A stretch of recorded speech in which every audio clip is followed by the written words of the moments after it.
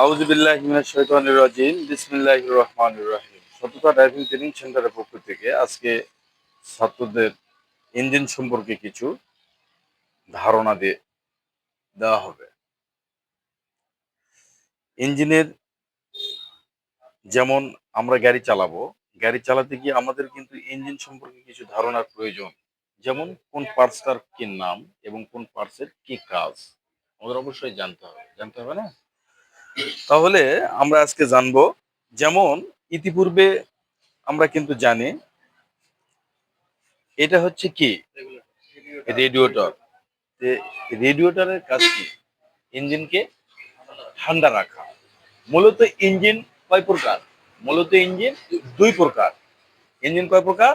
দুই প্রকার। একটা হচ্ছে একটা হচ্ছে ওয়াটার ফ্লাই, একটা হচ্ছে air fly. Water fly engine যেটা, ওয়াটার ফ্লাই ইঞ্জিন কাকে বলা হয়?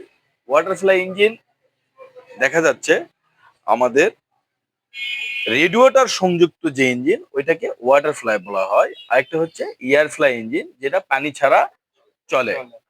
যেমন দেখা যায় আমাদের এই ইঞ্জিনটা পানি ছাড়া কিন্তু চলবে না, হাফ কিলো 1 কিলো যাবে না।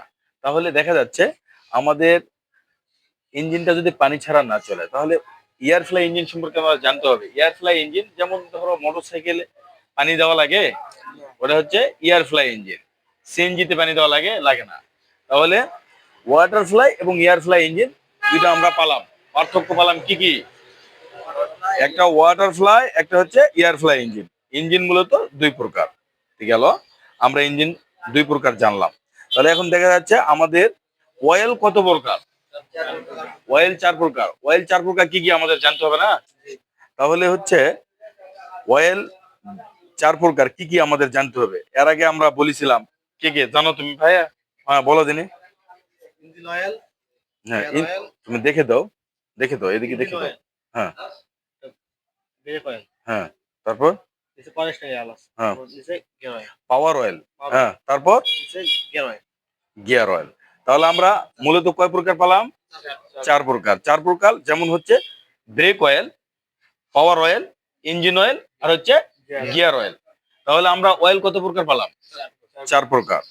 তাহলে break oil, power oil, engine oil এবং গিয়ার অয়েল। তাহলে এখন দেখা যাচ্ছে আমাদের কোনটার কাজ কি। আমাদের ব্রেক অয়েলের কাজ হচ্ছে ব্রেকটাকে কন্ট্রোল করা। আমাদের অয়েল ছাড়া, ব্রেক অয়েল ছাড়া ব্রেক কি কন্ট্রোল হবে? হবে না। তাহলে আমাদের অবশ্যই প্রতিনিয়ত প্রতিদিন এসে আমরা হয়তো বা দেখলাম নতুন ড্রাইভারের ক্ষেত্রে আমরা ব্রেক অয়েল চেক করব, যেমন ইঞ্জিন অয়েল চেক করব, হ্যাঁ, পাওয়ার অয়েল চেক করব, হ্যাঁ, তারপর রেডিয়েটরের পানি চেক করব, গিয়ার অয়েল চেক করব। এই জিনিসগুলো আমাদের চেক করতে হবে। আজকে এই পর্যন্ত আমাদের সংক্ষিপ্ত কথা এখানে শেষ করলাম। আসসালামু আলাইকুম।